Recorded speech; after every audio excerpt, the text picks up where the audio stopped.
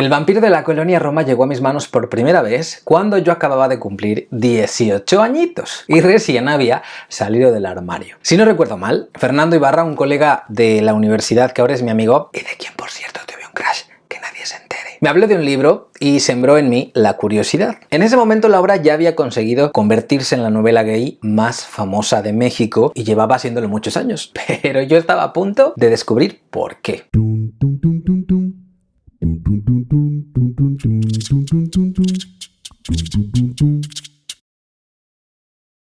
Si esta es la primera vez que escuchas hablar de esta novela, pon atención porque querrás saber más. Fue escrita por el mexicano Luis Zapata y publicada en 1979 tras ganar el premio Juan Grijalvo de novela. Es considerada por la crítica como una obra clásica de la literatura mexicana que representa la realidad homosexual, pues su publicación supuso un cambio de rumbo con respecto a la forma en que se representaba la homosexualidad en la literatura mexicana. Después del vampiro, muchos otros autores se atrevieron a abordar la realidad homosexual en la literatura sin tapujos ni reparos. Después de leerla y admirarla, después de conocer al autor personalmente y leer otras de sus preciosas novelas, después de contrastar con las opiniones de otros lectores que leyeron y admiraron, elogiaron la novela, yo conseguí entender por qué El vampiro de la colonia Roma de Luis Zapata era la novela gay más famosa de México, la que más reconocimiento había conseguido por parte de la crítica y los lectores. Y quizá cualquiera podría decirlo. Por todos, en México, es sabida la trascendencia que consiguió esta obra. Pero antes de atreverme a decirlo públicamente, pero sobre todo con la intención de seguir dando reconocimiento a esta obra que a pesar del éxito conseguido en México, aún no es tan conocida en otras partes del mundo, aunque lo merece, y para colaborar a que así sea, consulté con grandes escritores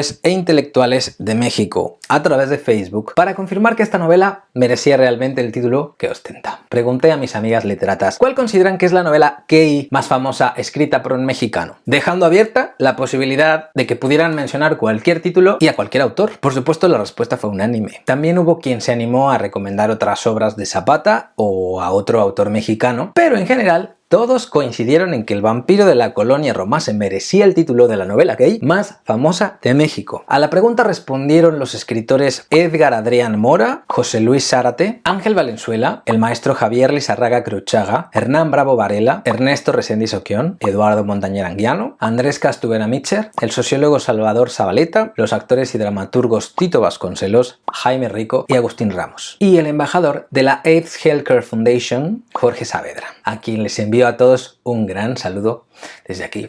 Los quiero y los admiro. En todos los casos estuvieron de acuerdo. Y todos son personalidades perfectamente cualificadas para reconocer en esta obra de Luis Zapata el título que ostenta. Luis Zapata nació en la colonia Roma de la Ciudad de México, pero se crió en Chilpancingo, Guerrero. Estudió en la Facultad de Filosofía y Letras de la Universidad Nacional Autónoma de México. En la mayoría de sus obras, el personaje homosexual es eje dramático. Además del vampiro de la colonia Roma, también es autor de títulos como La historia de siempre, Melodrama, Hasta en las mejores familias y De pétalos perennes. Por desgracia para el lector del siglo XXI que no vive en México, solo se puede conseguir una edición electrónica del vampiro de la colonia Roma a través de Amazon y la iBooks Store de Apple. En internet se puede leer un artículo que te invito a leer y que cito a continuación, escrito por el gran ensayista mexicano, especialista en literatura homosexual de México, León Guillermo Gutiérrez, titulado El vampiro de la colonia Roma, función del espacio y el cuerpo en el discurso homoerótico, publicado por la Universidad Autónoma del Estado de Morelos. Gracias al aporte de León Guillermo Gutiérrez podemos comprender mejor la trascendencia que tuvo en México El vampiro de la colonia Roma y por qué se convirtió en la novela gay más famosa del país. Cito: como tema de literatura, la homosexualidad entra en México de manera tardía y casi imperceptible. En los años 50 solo encontramos el magnífico cuento de Jorge Ferretis, Los machos cabríos. En la década de los 70, 3 cuentos tratan el tema.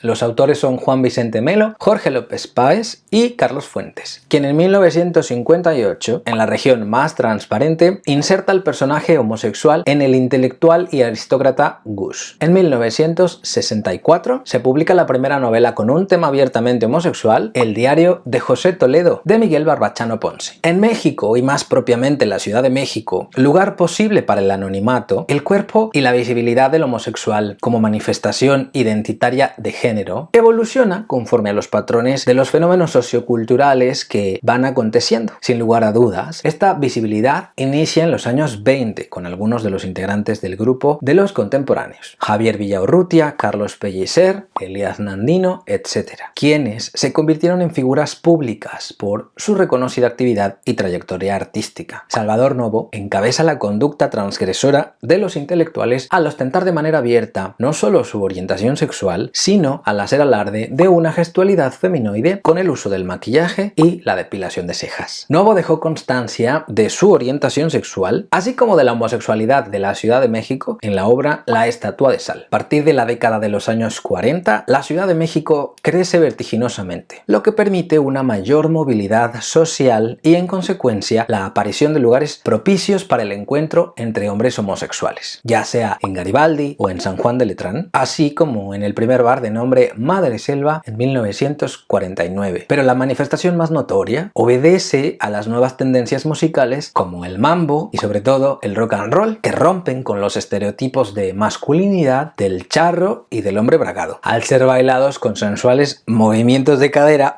por hombres enfundados en ajustados pantalones. Los años 60 son un verdadero estallido. La juventud hace añicos las buenas costumbres. Las mujeres visten minifalda y los hombres usan entallados jeans que dibujan las formas de los glúteos y genitales. Se impone la moda unisex. El cuerpo adquiere categoría de juventud, vigor y sexualidad. Además, quedó atrás el modelo hegemónico nacionalista impuesto por los gobiernos postrevolucionarios. El homosexual, de manera ridiculizada o estereotipada, se hace presente como sujeto de género en el teatro de revista, en la prensa y en el cine nacional. No obstante, deja de ser invisible. Aunque no se quiera, se reconoce su presencia en el familiar, en el vecino, en el artista o el personaje público. En la década de los 70, México y toda Latinoamérica se convierten, por un lado, en un gran mercado de consumo masivo de la industria de los Estados Unidos, y por otro, se asume la influencia de tendencias culturales, artísticas y sociales libertarias. El de mayor trascendencia en este tema es la revuelta de Stonewall en 1969, que abrió el debate social, académico y teórico de las relaciones homosexuales. En México, en 1971, la dramaturga Nancy Cárdenas crea el Frente de Liberación Homosexual. La importancia de este movimiento radica en incorporar la homosexualidad en el discurso político, social y cultural de una forma abiertamente pública. En el campo de la literatura, El vampiro de la colonia Roma, de Luis Zapata, de manera abrupta irrumpe y se arroja sobre la doble moral de la sociedad mexicana. La visibilidad de lo que se esmeraba en ocultar en un rincón del closet, la práctica cotidiana de la homosexualidad en todas las esferas sociales. Zapata no se conforma con sacarla del armario, la lleva y la pasea a pie, en auto o en autobús por calles, avenidas, parques, restaurantes y cines de la gran ciudad y otras latitudes del país. Fin de cita. Zapata desmitifica la imagen estereotípica que los medios daban sobre los homosexuales.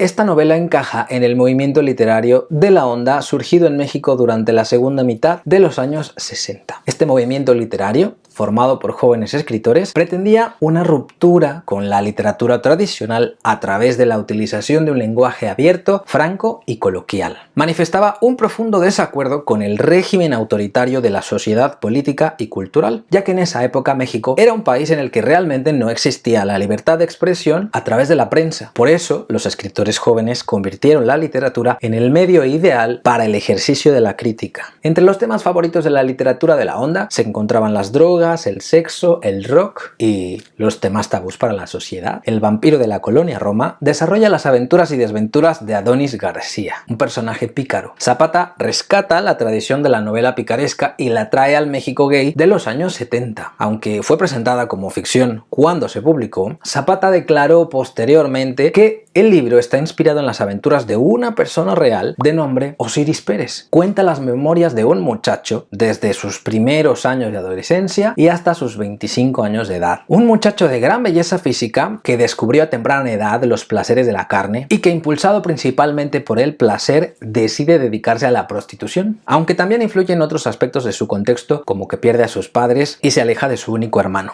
La historia de Adonis García es escandalosa, divertida, tremenda, desoladora y hasta reconfortante. Una de las mayores virtudes que tiene esta novela es su forma. Aunque parece simple, no lo es. En lugar de capítulos está dividida por cintas, ya que se se trata de la transcripción de un largo monólogo que reproduce el ritmo, la fonética y el florido uso del lenguaje de la persona en la que está inspirada la obra. Además del personaje protagonista, existe un personaje entrevistador a quien podemos reconocer como el propio Luis Zapata, pero del que nunca se sabe nada, más allá de que se pueda suponer lo que pregunta. En esta novela no hay una sola mayúscula o un solo signo de puntuación. Solo hay palabras en minúscula y espacios que hacen de pausas, representaciones de comas. Zapata ha declarado en múltiples entrevistas que escribió la novela de este modo con la intención de conseguir una representación fiel del uso del lenguaje de la persona que discurre. Y no sobra decir que lo consigue, lo que hace de la experiencia de lectura un ejercicio muy interesante y fluido,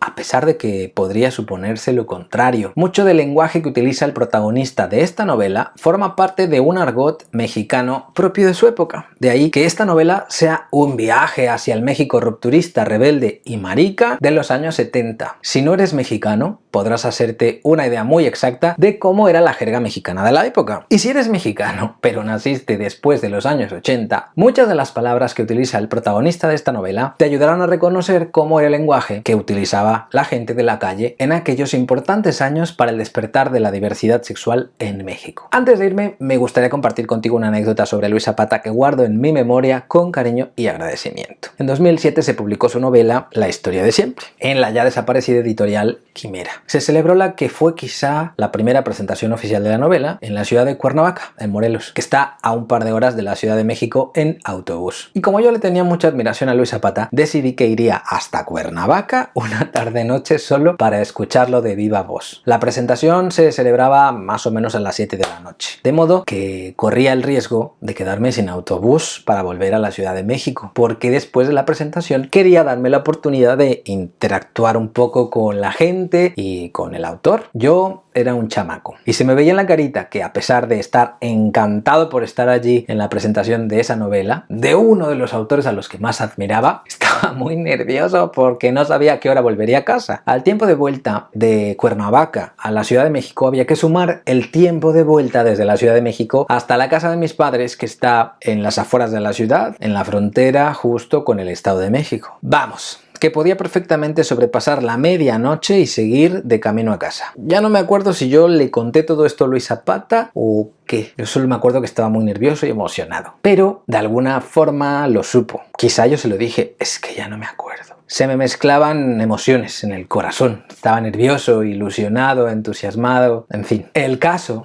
es que se ofreció hospedarme en su casa esa noche para que yo pudiera volver a la Ciudad de México sin mayores impedimentos ni riesgos a la mañana siguiente. Me quedé pasmado, sorprendido. Si ya le admiraba por lo que escribía, en ese momento le admiré más porque me pareció muy generoso. A mí la verdad me dio mucho pudor aceptar la invitación, además de que ya había comprometido a mis padres a recogerme en algún punto intermedio del camino. Nunca voy a olvidar que pude haber pasado una noche, eso sí, muerto de nervios, en la casa del autor de la novela gay más famosa de México. Gracias, Luis, por escribir cosas tan bonitas, por dejar que te admiremos y por ser tan generoso siempre con nosotros. Si te gustó este vídeo, suscríbete al canal, dale me gusta y compártelo. Me gustará saber tu opinión sobre esta gran novela si te decides a leerla. Déjame un comentario cuando lo hagas. Yo soy Israel Pintor, coach literario y profesor del taller de escritura creativa. Escribe, que la vida son 2 días y en uno no hay bloqueo. ¡Chao!